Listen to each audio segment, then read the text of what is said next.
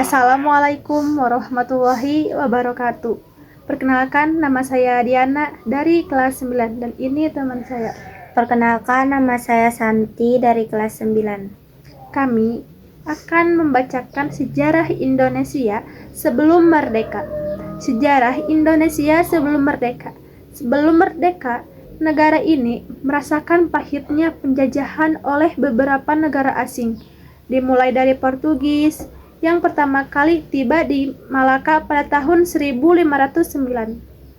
Portugis berhasil menguasai Malaka pada 10 Agustus 1511 yang dipimpin oleh Alfonso. Setelah menguasai Malaka, Portugis mulai bergerak dari Madura sampai ke Ternate. Bangsa ini melakukan berbagai perlawanan terhadap Portugis. Salah satu perlawanan yang terkenal adalah perlawanan Fatahillah yang berasal dari Demak di Sunda Kelapa, sekarang Jakarta. Fatahillah berhasil memukul mundur bangsa Portugis dan mengambil kembali Sunda Kelapa. Setelah itu, nama Sunda Kelapa diubah oleh Fatahillah menjadi Jayakarta. Masa penjajahan Portugis berakhir pada tahun 1602 setelah Belanda masuk ke Indonesia. Belanda ingin menguasai pasar rempah-rempah di Indonesia dengan mendirikan VOC di Banten pada tahun 1602. Karena pasar di Banten mendapat saingan dari pedagang Tionghoa dan Inggris, maka kantor VOC pindah ke Sulawesi Selatan. Di Sulawesi Selatan, VOC mendapat perlawanan dari Sultan Hasanuddin. Berbagai perjanjian dibuat, salah satunya adalah Perjanjian Bongaya. Akan tetapi, Sultan Hasanuddin tidak mematuhi perjanjian tersebut dan melawan Belanda. Setelah berpindah-pindah tempat, akhirnya VOC sampai di Yogyakarta. Di Yogyakarta, mendatangi Perjanjian Giyanti yang isinya adalah Belanda mengakui Mangkubumi sebagai Sultan Hamengkubuwono I.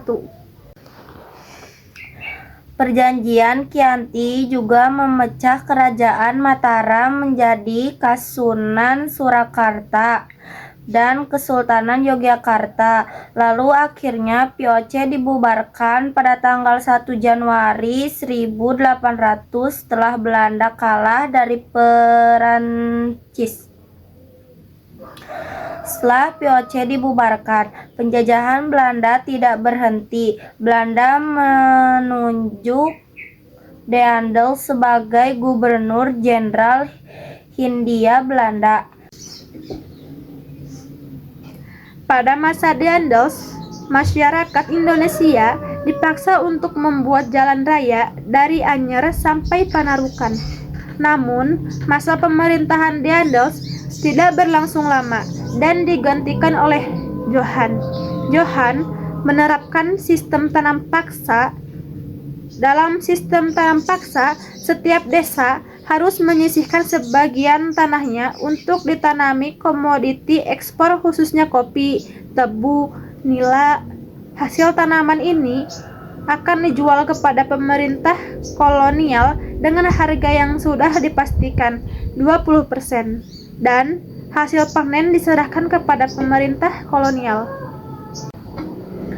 Setelah 350 tahun, Belanda menguasai Indonesia. Pemerintah Belanda di Indonesia digantikan oleh bangsa Jepang. Belanda menyerah tanpa syarat kepada Jepang melalui Perjanjian Kalijati pada tanggal 8 Maret 1942.